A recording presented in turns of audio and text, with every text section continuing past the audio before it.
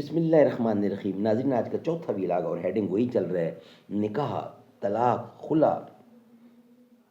ناظرین، نکاح و طلاق کی شرعی حیثیت کیا ہے اور حکیمانہ نظام کیا ہے، اس بارے میں ویلاگ نمبر 4 آپ کے سامنے رکھ رہے ہیں۔ معارف القرآن جلد اول پیج 555، سورۃ البقرہ نمبر 2 اور آیت نمبر 230۔ یہ 555 اور 556 دونوں پہ ہے یہ۔ بسم اللہ الرحمن الرحیم۔ معارف القرآن جلد اول، سورۃ الفاتح سے لے کر سورۃ البقرہ، پارہ اول تا پارہ تیسرا، رکوع 8واں۔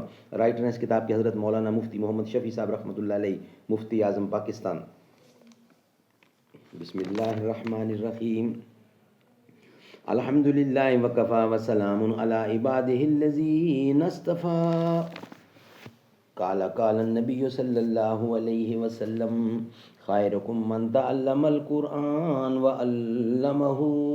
بہترین لوگ وہ ہیں جو خود بھی قرآن پڑھیں، دوسروں کو پڑھائیں، سکھائیں اور لکھائیں۔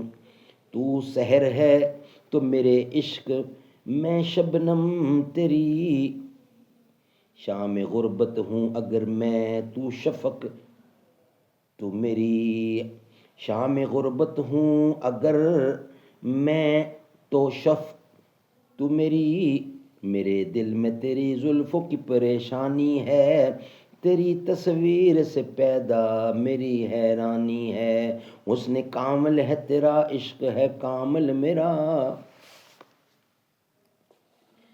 نکاح کی اجمالی حقیقت معلوم کرنے کے بعد طلاق کو سمجھیے۔ طلاق کا حاصل نکاح کے معاملے اور معاہدے کو ختم کرنا ہے۔ جس طرح شریعت اسلام نے نکاح کے معاملے اور معاہدے کو ایک عبادت کی حیثیت دے کر عام معاملات و معاہدات کی سطح سے بلند رکھا ہے اور بہت سی پابندیاں اس پر لگائی ہیں، اسی طرح اس معاملے کا ختم کرنا بھی عام لین دین کے معاملات کی طرح آزاد نہیں رکھا کہ جب چاہے جس طرح چاہے اس معاملے کو فسخ کر دے اور دوسرے سے معاملہ کر لے، بلکہ اس کے لیے ایک خاص حکیمانہ قانون بنایا ہے جس کا بیان آئندہ یعنی آیات مذکورہ میں کیا گیا ہے۔ اسلامی تعلیمات کا اصل رخ یہ ہے کہ نکاح کا معاملہ اور معاہدہ عمر بھر کے لیے ہو، اس کے توڑنے اور ختم کرنے کی کبھی نوبت ہی نہ آئے، کیونکہ اس معاملے کے انقطاع کا اثر صرف فریقین پر نہیں پڑتا، نسل و اولاد کی تباہی و بربادی اور بعض اوقات خاندانوں اور قبیلوں میں فساد تک کی نوبت پہنچ جاتی ہے اور پورا معاشرہ بری طرح اس سے متاثر ہوتا ہے۔ اس لیے جو اسباب اور جو وجوہ اس معاملے کو توڑنے کا سبب بن سکتے ہیں، قرآن و سنت کی تعلیمات نے ان تمام اسباب کی راہ سے ہٹانے کا پورا انتظام کر رکھا ہے۔ زوجین کے ہر معاملے اور ہر حال کے لیے جو ہدایتیں قرآن و سنت میں مذکور ہیں، ان سب کا حاصل یہی ہے کہ یہ رشتہ ہمیشہ زیادہ سے زیادہ مستحکم ہوتا چلا جائے، ٹوٹنے نہ پائے۔ ناموافقت کی صورت میں اول افہام و تفہیم کی، پھر زجر و تنبیہ کی ہدایتیں دی گئی ہیں، اور اگر بات بڑھ جائے اور اس سے بھی کام نہ چلے تو خاندان ہی کے چند افراد کو حکم اور ثالث بنا کر معاملہ طے کرنے کی تعلیم دی۔ آیت حکمن من اہلہ و حکمم من اہلہا، چوتھی سورت کی 35ویں آیت میں خاندان ہی کے افراد کو ثالث بنانے کا ارشاد کس قدر حکیمانہ ہے۔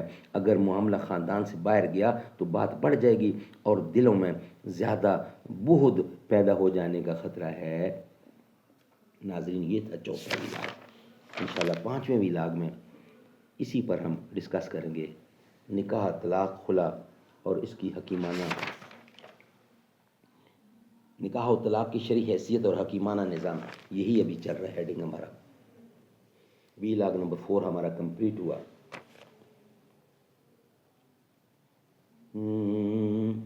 صحابہ کے دامن میں آ کر تو دیکھو، ملے گا سکون، آزما کر تو دیکھو، ہمیں ان کا ناموس ہے جہاں سے پیارا، صحابہ پہ انگلی اٹھا کر تو دیکھو، صحابہ کے دامن